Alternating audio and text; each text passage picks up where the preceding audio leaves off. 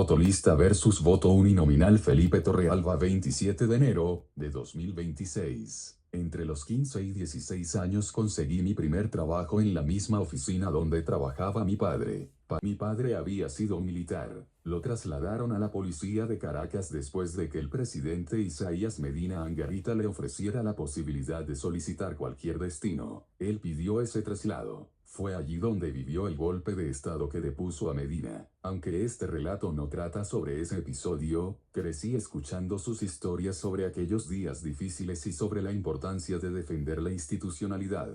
Tras la caída de Medina, decidió incorporarse a un partido político y terminó siendo electo diputado entre 1948 y 1958. A pesar de la dictadura militar, el Congreso funcionaba y los partidos tenían presencia. Luego pasó al sector sindical, donde además de su trabajo político se dedicó a formar cooperativas de transporte. Yo lo ayudaba transcribiendo reglamentos, imprimiendo estatutos y armando cuadernillos. Entre el sueldo mínimo y las propinas, ganaba lo suficiente para sentirme útil. La sede sindical quedaba en la Casa Sindical de El Paraíso. Allí vi por primera vez cómo se elegían las directivas de los cientos de sindicatos que usaban esas instalaciones. Acción Democrática se autodenominaba el Partido del Pueblo, pero lo que presencié distaba mucho de un proceso democrático. Las elecciones sindicales se hacían a mano alzada, en asambleas que parecían peleas de gallos. Y lo más impactante era la presencia de las llamadas bandas armadas, grupos que entraban con gavillas envueltas en papel periódico para reventar cualquier asamblea donde ADE sintiera que podía perder. No había registro de asistencia ni verificación de membresía. Así, vi asambleas que terminaban en griterías, otras en peleas, y algunas que ni siquiera llegaban a votar. El resultado era siempre el mismo: ADE ganaba la mayoría de los puestos. No por apoyo real, sino porque el sistema de planchas y votación a mano alzada permitía controlar el resultado. Ese fue mi primer contacto directo con un mecanismo que luego vería repetirse en la política nacional, el voto lista. En Venezuela, desde los gobiernos de Betancourt,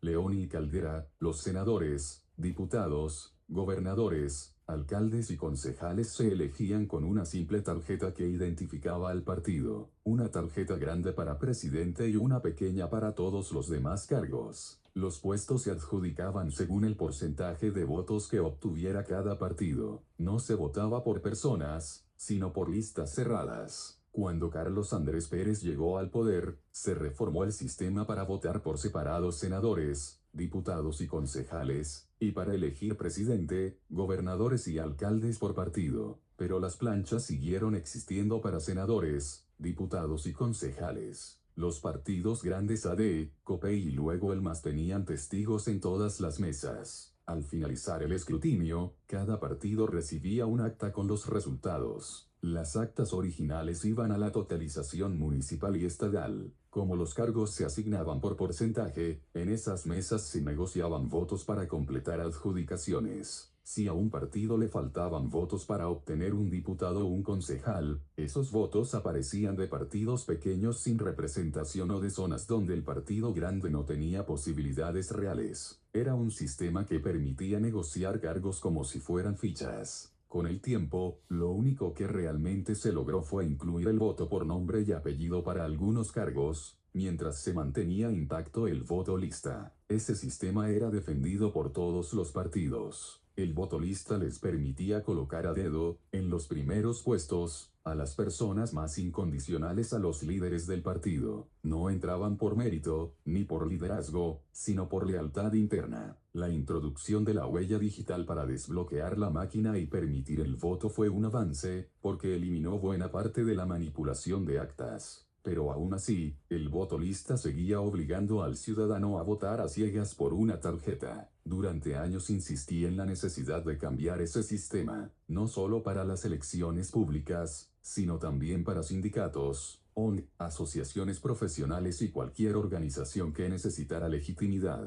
El voto uninominal era la única forma de garantizar que la gente eligiera personas, no planchas. Esa convicción se puso a prueba cuando me mudé a un sector de la Trinidad, en el área metropolitana de Caracas. Allí surgió la preocupación por un punto de venta de actividades ilícitas que afectaba la seguridad.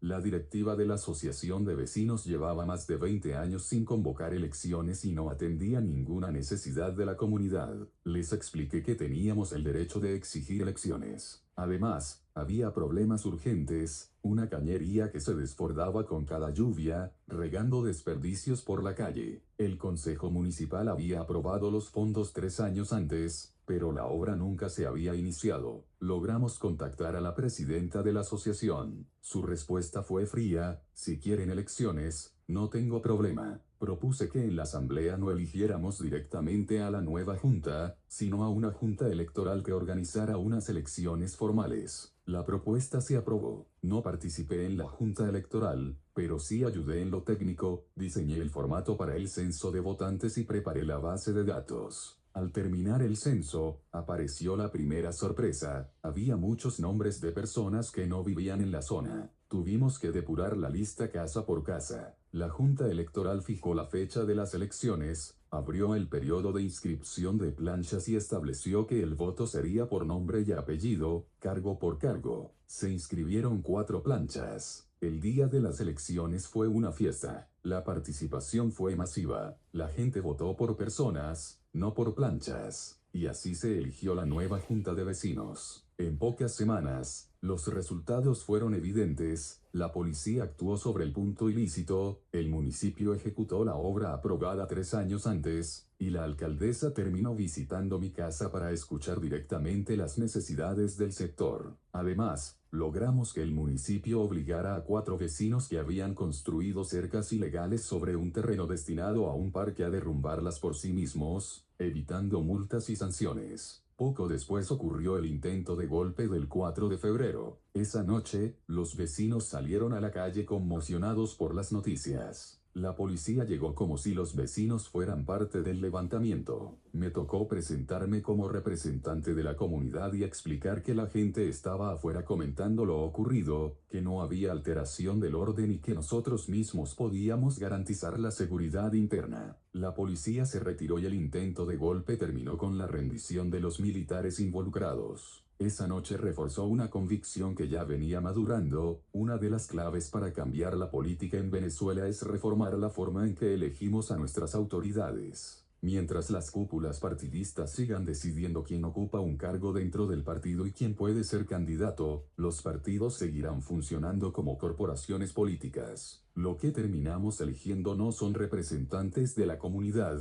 sino representantes de caciques, empresarios de la política y estructuras que se comportan como monarquías revolucionarias. Un tiempo después recibimos una invitación de la Asociación Nacional de Juntas de Vecinos para participar en las elecciones de su nueva directiva. La invitación incluía formar parte del comité organizador. Llegamos puntuales. Cuando llegó el momento de presentarnos, todo transcurrió con normalidad hasta que apareció una representación de un partido político. Pedí la palabra para solicitar una explicación: ¿qué hacía un partido político en una reunión de asociaciones vecinales? La Junta justificó su presencia diciendo que estaban en calidad de observadores. No lo creí. El día de la Asamblea General, el teatro estaba lleno. El método de elección era el mismo de siempre: planchas, voto lista, manos alzadas, adjudicación por porcentajes. Apenas comenzó el registro de asistentes, apareció la sorpresa: los representantes del Partido Acción Democrática estaban inscribiéndose para votar y postular candidatos. Cuando llegó nuestro turno, volví a expresar nuestra desaprobación. Esa asociación era vecinal, no partidista. Por ese motivo, nos retiramos en señal de protesta. Esa experiencia confirmó algo que ya había visto en sindicatos, universidades, asociaciones profesionales y organizaciones vecinales. En Venezuela se vota por tendencias políticas, no por gremios, comunidades o sectores de interés. El voto lista, las planchas y la intromisión partidista han contaminado todos los espacios donde debería existir representación auténtica. Por eso sigo convencido de que el cambio político en Venezuela pasa, necesariamente, por cambiar la forma en que elegimos. Mientras el voto lista siga existiendo, la representación seguirá secuestrada por las cúpulas. Y mientras las cúpulas decidan quién puede ser candidato, la democracia seguirá siendo una formalidad en beneficio de los que consideran la política un negocio y no una forma de servir al prójimo.